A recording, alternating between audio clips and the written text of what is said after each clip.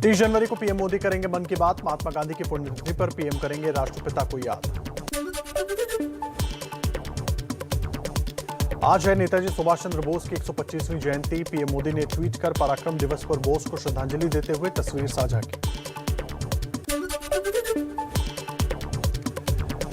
पश्चिम बंगाल में बीजेपी नेताओं ने मनाई नेताजी सुभाष चंद्र बोस की जयंती। बीजेपी नेता शुभेंदु अधिकारी भी कार्यक्रम में मौजूद रहे।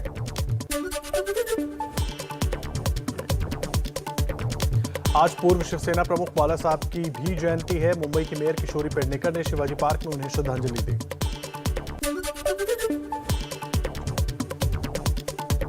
इंडिया गेट पर लगेगी सुभाष चंद्र बोस की प्रतिमा। नेताजी की 125वीं जयंती पर आज शाम 6 बजे होलोग्राम मूर्ति का अनावरण करेंगे पीएम मोदी।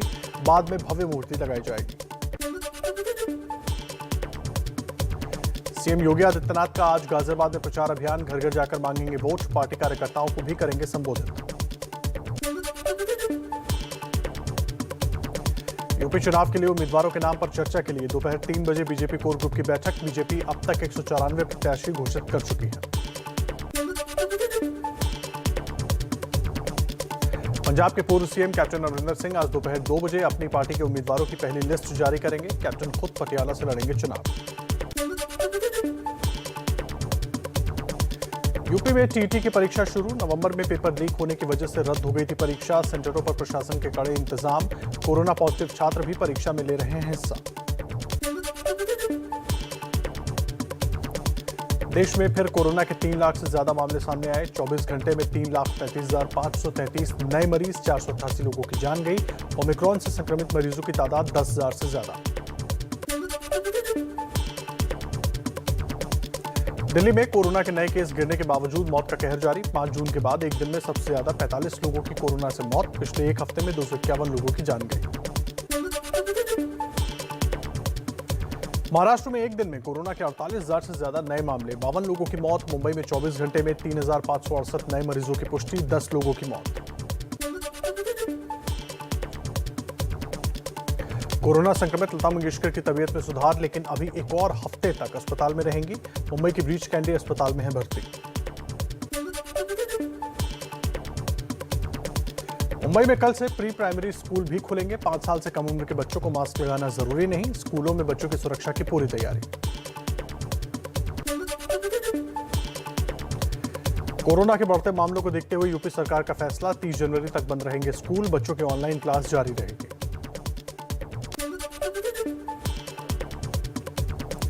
कोरोना के चलते तमिलनाडु का बड़ा फैसला। बढ़ते कोरोना की वजह से आज पूर्ण लॉकडाउन रहेगा। दिल्ली में बारिश ने तोड़ा 32 साल का रिकॉर्ड। 70 मिलीमीटर हुई बारिश। मौसम विभाग की आज हुई बारिश की चेतावनी। कल से गिरेगा पारा।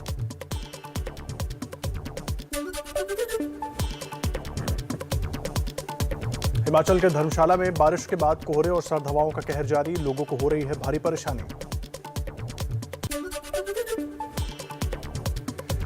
यूपी के कानपुर में सर्द हवाओं का सितम। ठंड और कोहरे से आम लोगों को हो रही है दिक्कतें।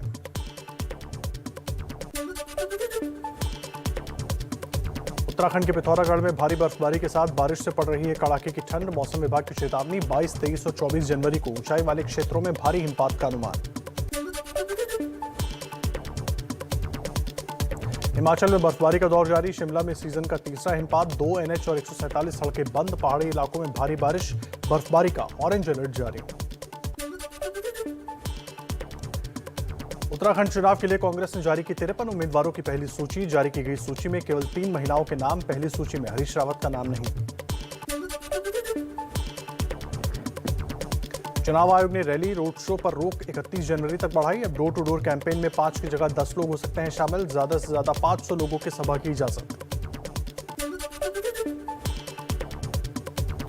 चुनाव आयोग की यूपी में अफसरों पर सख्ती। कानपुर नगर, बरेली और फिरोजाबाद के जिलाधिकारियों को हटाया गया। फिरोजाबाद और कौशाम्बी के एसपी भी हटाए गए। एबीपी न्यूज सी वोटर के सर्वे में यूपी में हफ्ते भर में बीजेपी का वोट शेयर 1% बढ़ा। समाजवादी पार्टी का 1% घटा। बीजेपी अध्यक्ष जेपी नड्डा का मिशन पश्चिमी यूपी। बिजनौर और अमरोहा में पार्टी नेताओं के साथ बैठक कर दिया जीत का मंत्र। यूपी के कैराना में गृह मंत्री अमित शाह ने घर घर जाकर किया प्रचार। पलायन के बाद लौटे लोगों से मुलाकात। योगी जी ने कानून और व्यवस्था को सुधारा है, हमें पलायन करने वाले पलायन कर गए।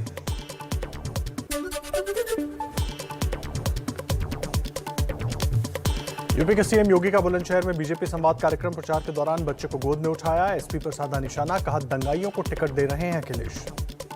पेशेवर दंगाई, पेशेवर अपराधी, पेशेवर हिस्ट्री शीटर इस समाजवादी पार्टी की सोच के अनुरूप समाजवादी पार्टी की सूची की शोभा को भी बढ़ा रहे हैं। यूपी के अलग अलग हिस्सों में प्रचार के लिए निकले बीजेपी के रथ। सीएम योगी, डिप्टी सीएम केशव प्रसाद मौर्य, प्रदेश अध्यक्ष स्वतंत्र देव सिंह और अनुराग ठाकुर ने दिखाई हरी झंडी। हमने जो कहा सो करके दिखाया। हमने विकास सबका किया, लेकिन तुष्टीकरण के लिए कोई जगह नहीं। इस संकल्प के साथ हम लोग आगे बढ़े हैं।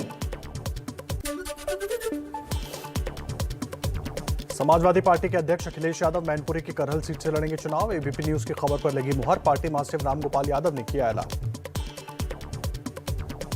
हमारे राष्ट्रीय अध्यक्ष श्री अखिलेश यादव आगामी विधानसभा चुनाव में मैनपुरी जिले की करहल विधानसभा सीट से चुनाव लड़ेंगे।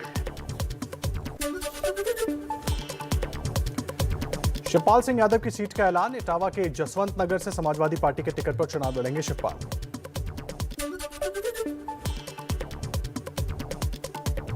युवाओं के लिए अखिलेश यादव का बड़ा दांव, कहा सरकार बनी तो आईटी सेक्टर में 22 लाख युवाओं को रोजगार देंगे।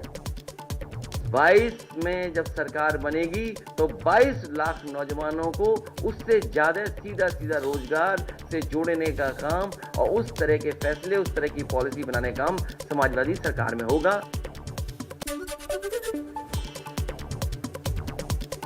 समाजवादी पार्टी के सांसद आजम खान ने सुप्रीम कोर्ट में अर्जी दी। यूपी चुनाव में हिस्सा लेने के लिए अंतरिम जमानत की मांग की।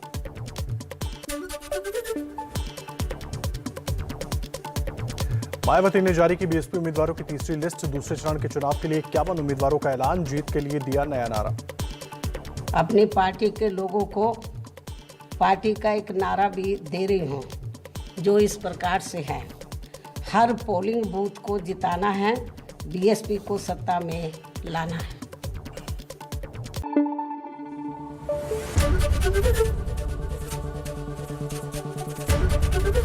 एबीपी न्यूज आपको रखे आगे।